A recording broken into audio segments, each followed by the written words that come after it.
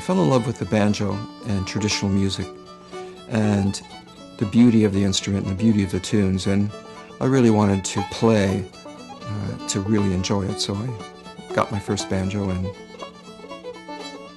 started to learn. A friend of our family's had lent me a very valuable banjo. I had it for a year and a half, and I was convinced I could talk him out of it. It was an old Fairbanks, and I couldn't. But he told me, he said, "You're an artist, make one." And I thought, what? Because I was used to painting and drawing, not making something that was sculptural. I never even took a sculpture class. But the interest was there, and I couldn't afford a good old banjo. I was a poor student. I started to think about it, and it didn't take too long before I started the task of, how do you do it? Where do you find this, and where do you find that? And when I got started in it, there wasn't anybody to ask. So I had to figure it all out myself. It's a part of being an artist, that artists are problem solvers, and you hand them a tool and they'll figure out how to use it. So I think it's a test of your commitment to learn something if there isn't information. So you have to, by hook or crook, trial and error, figure out how to do it. And after you do the first, you know you can do better on the second and third.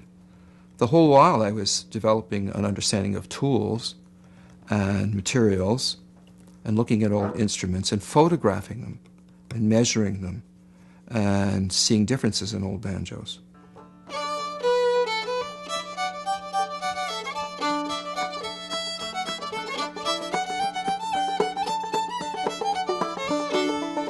When I start, an instrument is like a painting. It's always at its best, the vision of it. And then the struggle starts, and it's a battle, and it can go on for days until you pull it off or you don't pull it off. You have to fix things that go wrong. That takes a lot of patience. It's like a painting that gives you a hard time. It's like painting in the sense that it's done when there's no evidence of its doing. It has to look effortless or it's a mess. And I learned that from painting and apply it to instruments. Start off with some raw lumber. That could be American maple, walnut, cherry, or mahogany. I like mahogany a lot. It's a wonderful wood to work. But they all have the different characteristics. I get the wood machined. At first, there's just a lot of machinery involved. Big sanders, joinery, carpentry. And then when I get to the fingerboard and to the peghead, when the inlays start, then it gets more and more creative. The selecting of pearl, the designs, the careful drawing of it, and then the engraving of it is what I like the best. It's the most demanding and hence the most restful for me to do. I get lost in it, and the harder it is to do, the more it pulls me into it. Snail is my favorite. Mother of pearl, abalone. I use them all in various mixtures. They're cut out with a jeweler's saw and then very carefully cleaned with various needle files to get rid of any saw cut. Pencil drawing with like 4H with a needle point is how I draw on the shells, so get the designs just right. And I make templates with tracing paper. It's pretty time consuming. Some inlays can be cut out in a couple of minutes. Some can take over an hour and a half if they're very ornate and have holes in the center where you have to thread saw blades through and sand. They can be very, very time-consuming. Sometimes they break. You have to start over again. Engraving is the last thing you do with an inlay, and it's basically, with steel tools, you plow in or etch in designs into the surface of the pearl. Pearl's a very hard surface. It's a very demanding, very technically difficult process. It's trying not to break the pearl in the middle. It's the hardest thing I do.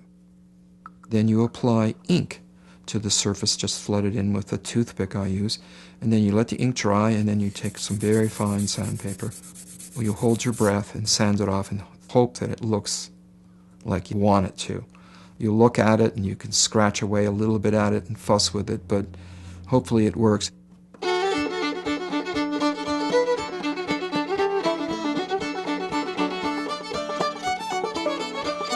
Doug is in a very, very rarefied tier of instrument makers. When I think about the people, especially his talent as an engraver of pearl inlay. Now, to work at the level and the tiny scale of what Doug does is a highly focused act that very few people can even entertain trying to do.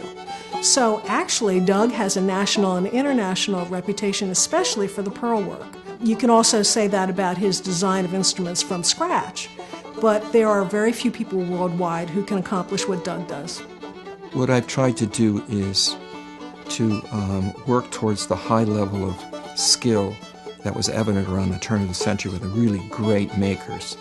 And I just wanted to try to get it to that level. I wanted my own signature, but I was very influenced by the great makers of the past.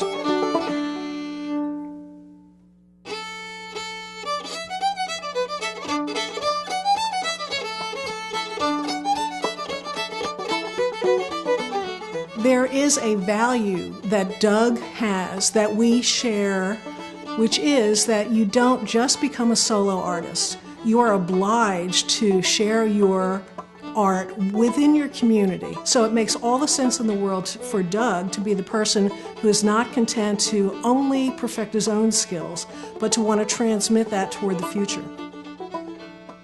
Mark's probably my favorite apprentice. I've known him for a long time. I've known him as a wonderful fiddler, and we played music together, and then he was interested in the banjo and would start to sound me out about how you do this and how you do that. And I think eventually we decided we would do an apprenticeship program, and I took him through kind of a set program on procedures and how to do this and how to do that, and his skills just skyrocketed. I think the most important thing that Doug has taught me is that you can have an artistic freedom within a traditional framework. Even though we work within this traditional medium, we can change things, we can alter things, because we do have artistic freedom within what we do. Doug's instruments, they are rare, and you're getting all those years of thought and training in one instrument. So of course people want them because they know that the end result is going to be a beautiful instrument with unbelievable sound qualities and unbelievable amount of artistry in them. You've heard the cliche, something being breathtaking. That's what Doug's work is. You can see a picture of it and you can say, boy, that's fine work. But when you really see it and you hold it in your hand, it looks alive. We need to stay connected to our traditions, our occupations, our memory. When we lose that, we've lost a lot of information about who we are as Ohioans. That's why the people who work in traditional arts bring to the future important parts of our history that we do not want to see erode. Making that perfect banjo, the one that I'm going to live with and not sell. One that's going to be beautiful, that's going to sound great, and when I get a chance to play it, like behind Mark on the fiddle, what does it do? How does it sound? How does it feel? All that work by yourself, quietly working away at something that's very hard to do, is amazingly rewarding when you get to play it behind a fiddler. It's always about the music in the end. The craft is always about the music. It leads to the beauty of the tune, the beauty of the music.